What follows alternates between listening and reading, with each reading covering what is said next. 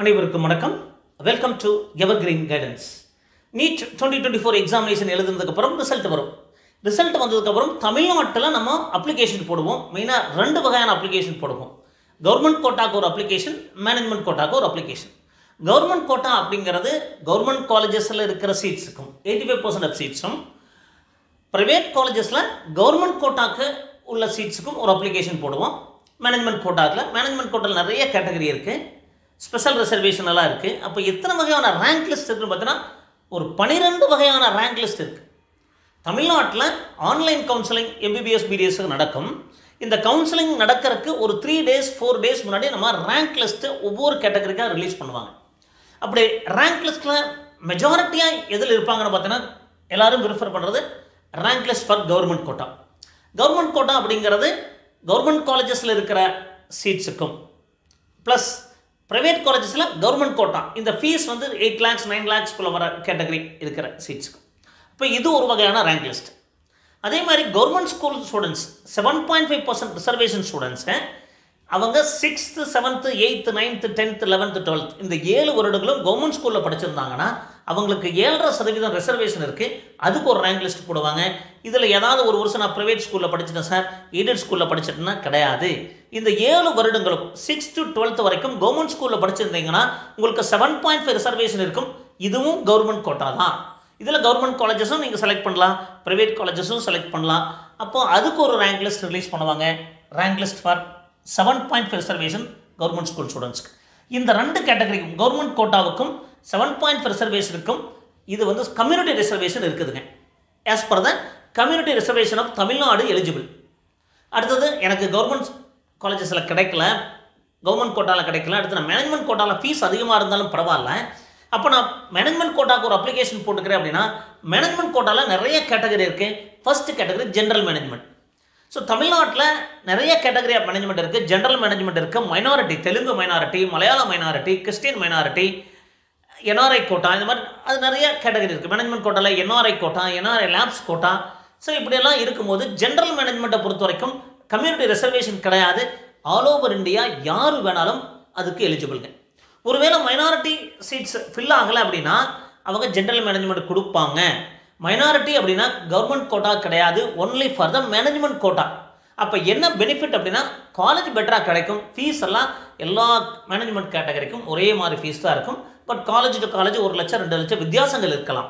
அப்போ general management quota பொறுத்த வரைக்கும் அதில் ஆல் ஓவர் இந்தியா அப்ளை பண்ணுவாங்க, ரிசர்வேஷன் கிடையாது. அடுத்தது rank list for Telugu minority, மலையாள minority, Christian minority. So Telugu minority தமிழ்நாட்டில் இருக்கிறவங்க தெலுங்கு பேசுகிறவங்களாக இருப்பாங்க.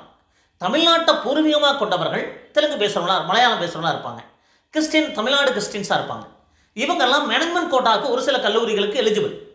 இப்போ நீங்கள் தெலுங்கு மைனாரிட்டின்னு ஒரு எக்ஸாம்பிள், நீங்கள் Trichy SRM medical college, Muthukumaran medical college, இந்த மாதிரி தெலுங்கு மைனாரிட்டிக்குன்னு ஒரு சில இன்ஸ்டியூஷன் இருக்குது.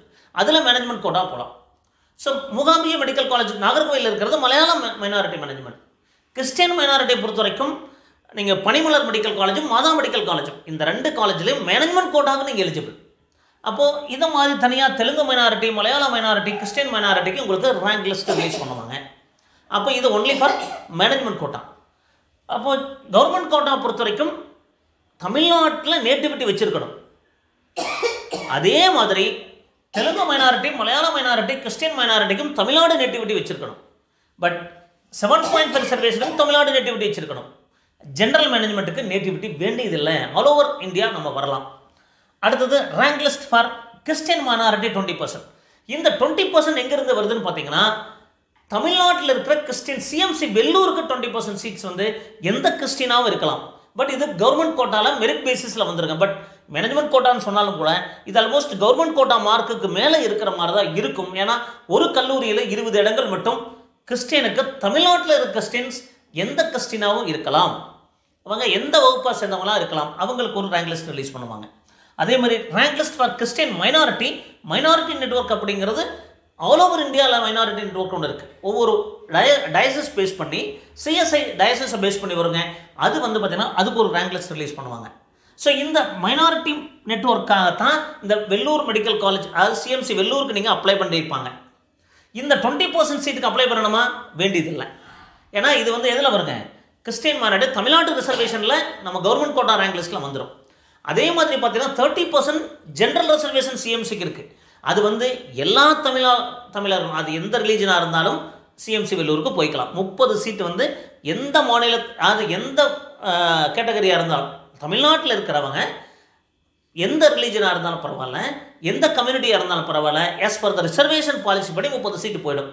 அப்போ இந்த மாதிரி தான் ரிசர்வேஷன் பாலிசி இருக்குது. அது கிறிஸ்டியன் மெடிக்கல் காலேஜ் வெள்ளூரை பொறுத்த வரைக்கும்.